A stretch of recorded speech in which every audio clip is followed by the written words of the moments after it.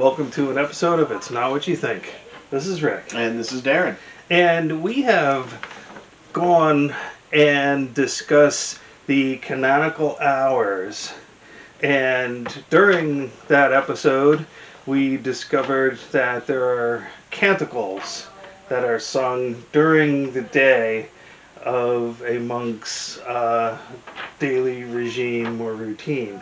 Yeah, and 3 religious texts that contain them. Correct, yes. And specifically, we also then discovered that there is a trilogy of canticles that are derived from the book of Luke. Right. The Benedictus, the Noctimatus, and the Magnificat.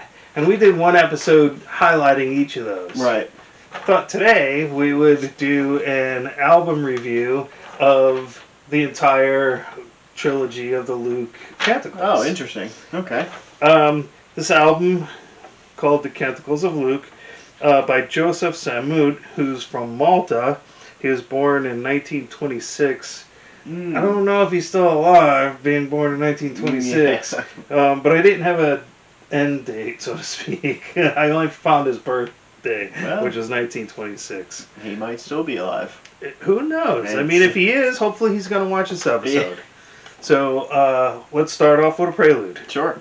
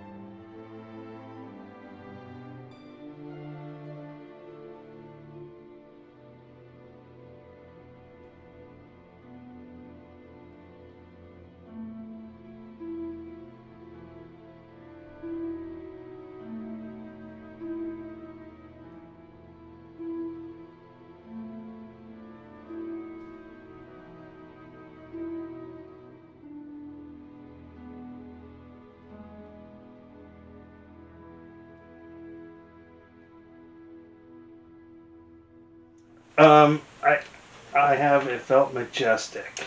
Yeah, it was. I have a triumphal. So I was capturing how the sounds were. So it was like rising horns, and I noticed a repeating melody that I can't call to mind immediately, but a repeating melody throughout the prelude that I think might set the stage. It sounded like it was sort of setting the stage for what's to come. Mm-hmm.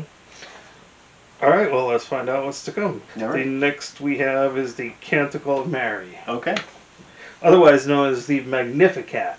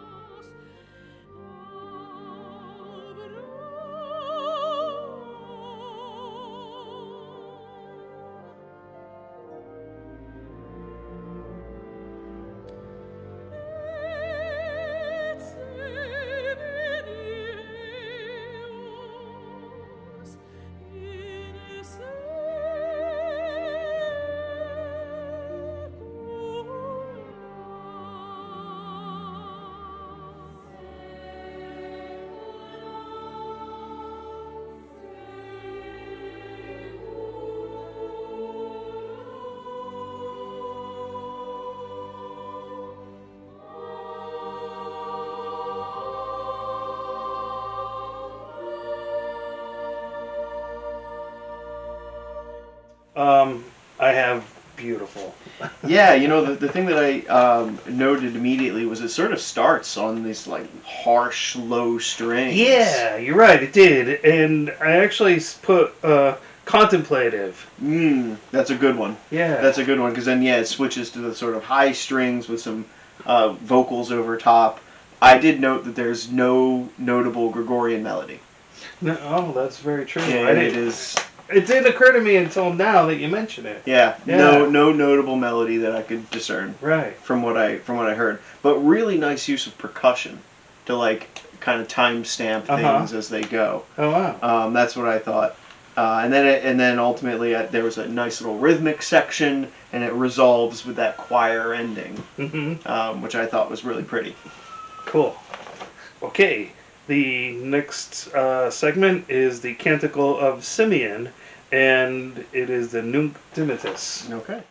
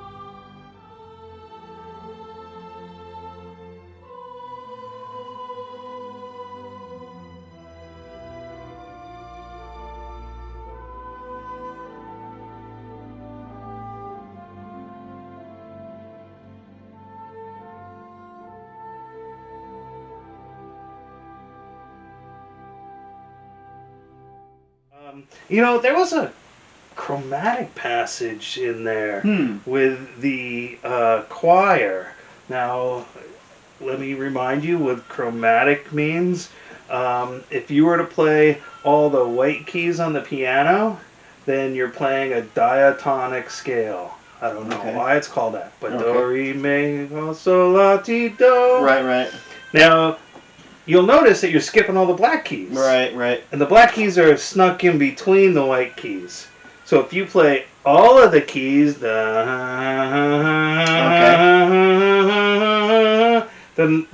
you're playing a chromatic scale. Okay.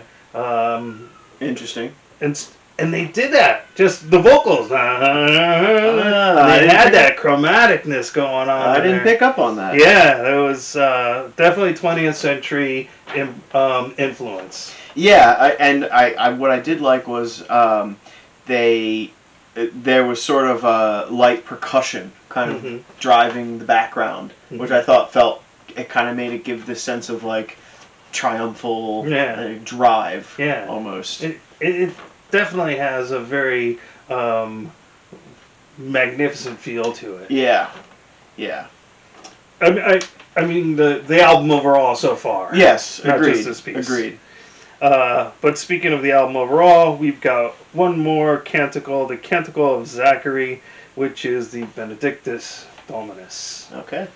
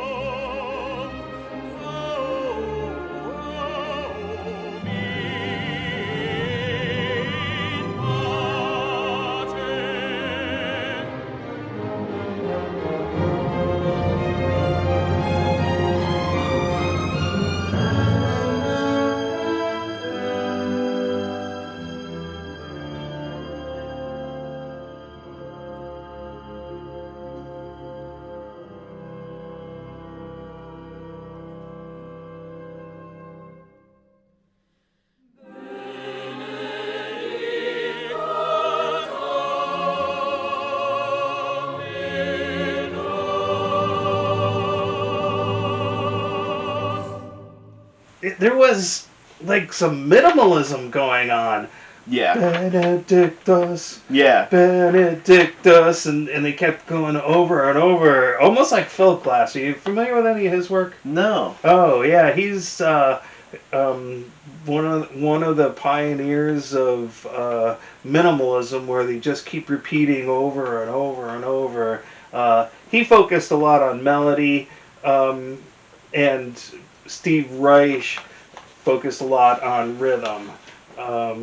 But that's beside the point. I definitely got an impression that he was being influenced by minimalism at a point. I mean, this is a long piece, and at a certain point, he was doing that. And I noticed there was one piece that probably speaks to this minimalist impact. Was there was a sort of like back and forth between the soloist and the orchestra, and sort of interludes, which I think kind of speaks to that point where the soloist would belt something out and then he would stop and the orchestra would come in and say something and then they would stop. Right. And they repeated this a little bit throughout.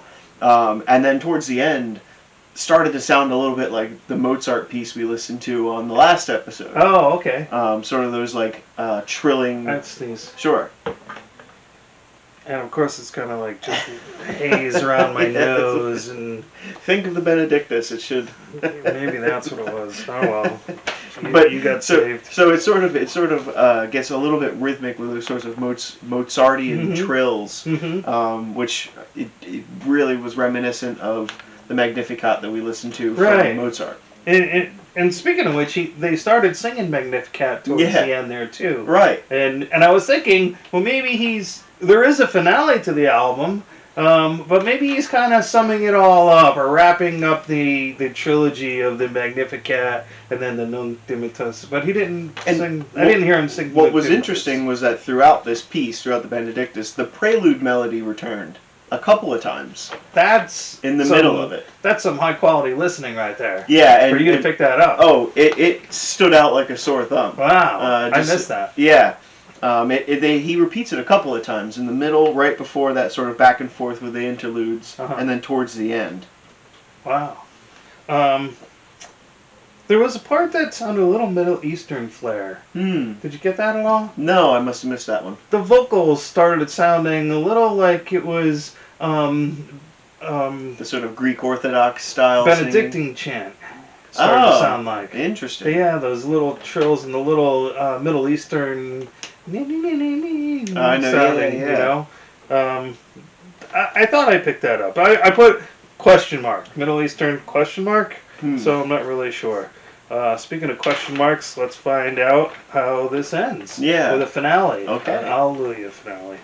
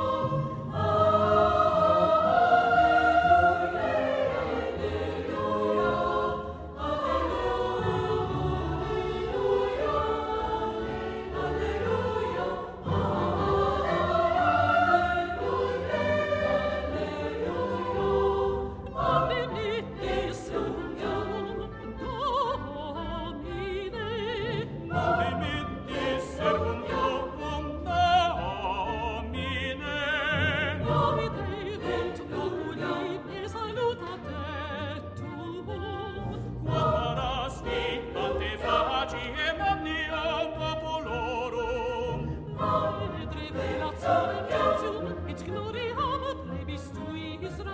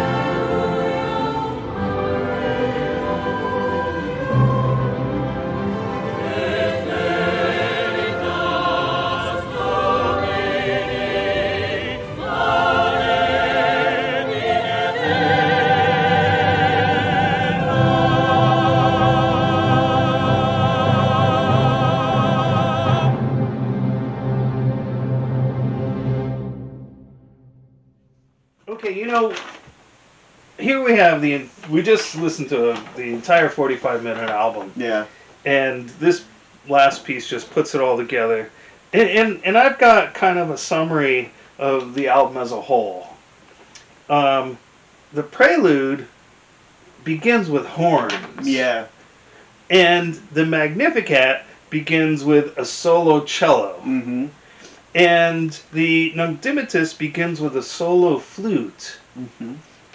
And then the Benedictus brings in the horn, the flute, and the cello. Right. It brings them all together. So the Benedictus was really like the culmination of the album. Mm.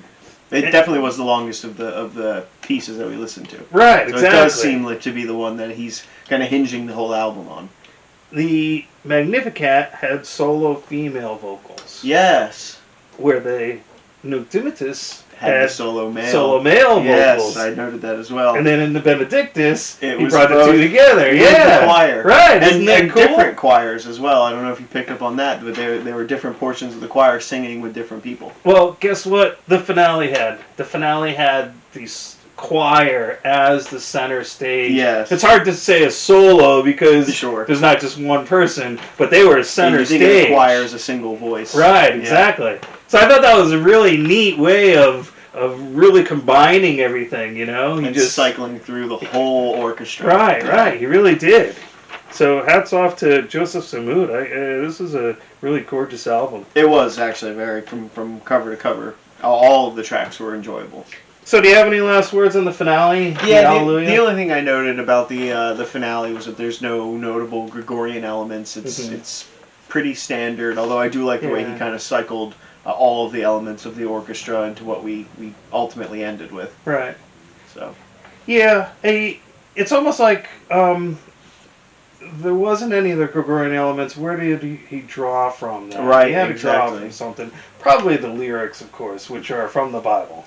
Well, I think he probably drew from the lyrics of the Bible, and he probably also drew from the historical sort of other arrangements that Mozart did, and we went through. I mean, there's 170 exactly. So he probably knows the history of these pieces and has drawn from that. And he brought in 20th century modern compositional styles with the minimalism and the chromaticism. Yeah. So he really brought it all together with a giant hug. Yeah, exactly. The Canticles all together in a modern interpretation. I think is what we just listened to. I liked it a lot. Yeah, let us know in the comments what you think. Hopefully you liked it.